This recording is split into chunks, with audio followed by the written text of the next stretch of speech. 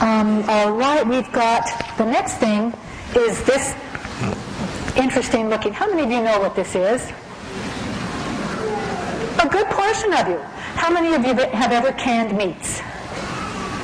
Yes, I love it. I love it, because now I'm going to have people going, yeah. You know what I'm saying? It's really good, isn't it? Yeah, and it's easy to do. Yeah. So it's the people that have never done it that are looking at you like, ooh.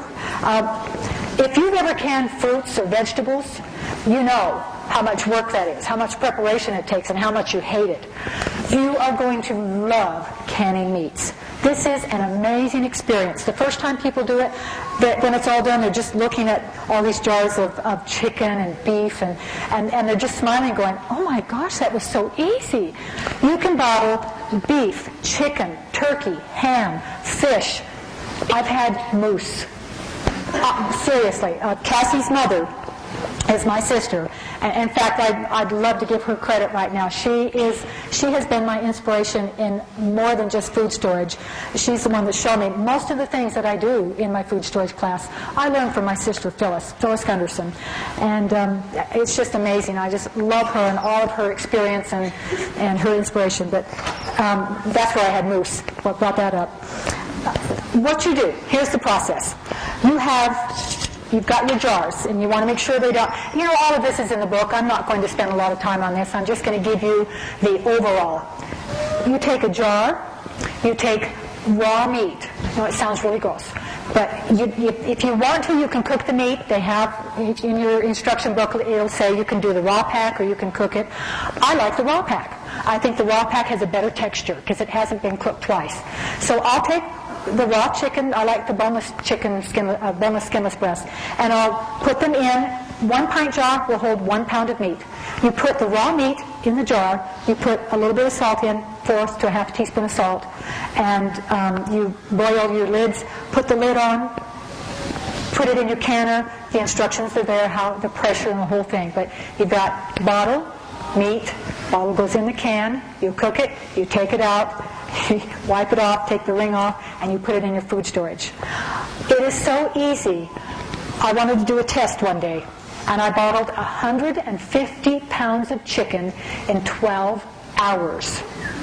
That was half my entire food storage in one day. Now, I had 3 canners going. I confess, it was crazy, and I didn't answer the phone, and my husband came home, and he's going, what is this? But it was so awesome to think, I canned 150 pounds of chicken in 12 hours.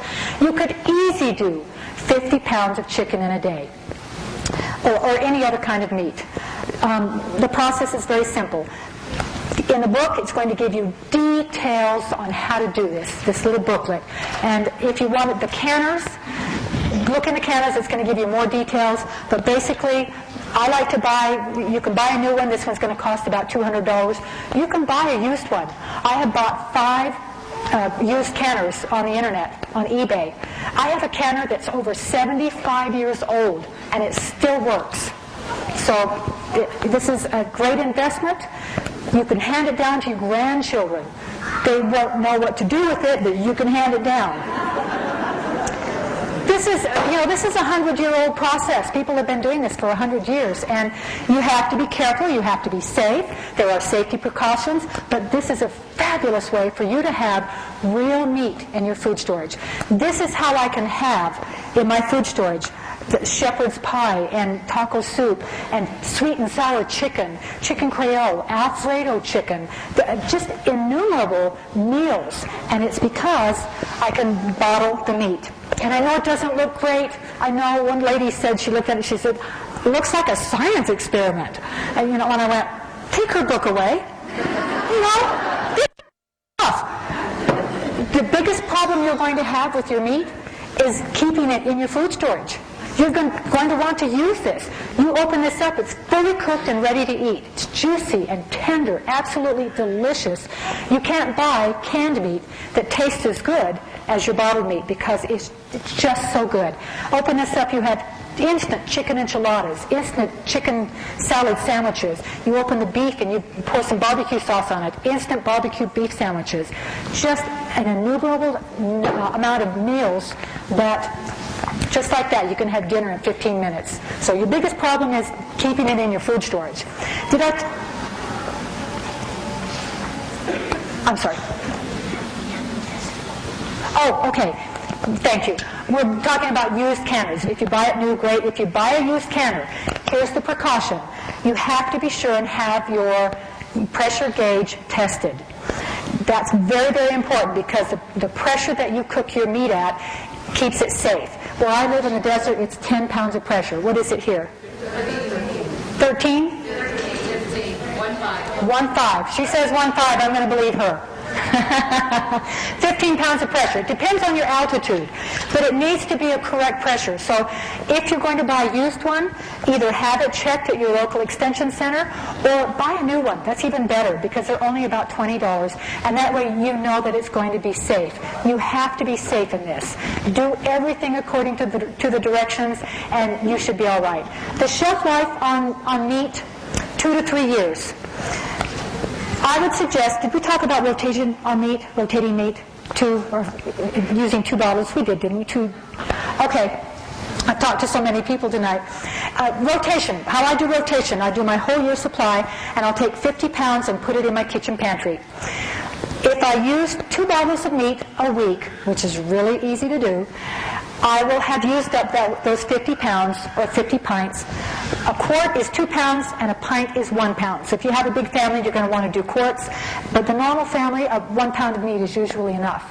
But if you use 50 pints in about 6 months, those 50 pints will be gone, and you'll can another 50 pints, put it in your food storage, and take out another 50 pounds, put it in your food storage, and in 3 years you will have rotated your entire stock. If you want to do it over a 2-year period, you'll use 3 cans a week, 3 bottles a week. So the rotation is very simple, and you're going to want to do that because it keeps your meat rotated in a nice, timely manner to where the nutritional quality is high, and you're going to want to use it. All right. There are a lot of things that I could talk about canners and whatnot, but I'm going to let you read it in the book because it's all in the booklet. And just to say, this is what makes your food storage real food. You're going to sit down to real sweet and sour chicken. It's a bed of rice, and I put shredded chicken over that, and I put pineapple chunks and slivered almonds and celery, and then you pour this wonderful sweet and sour sauce over the top of it. That's food storage.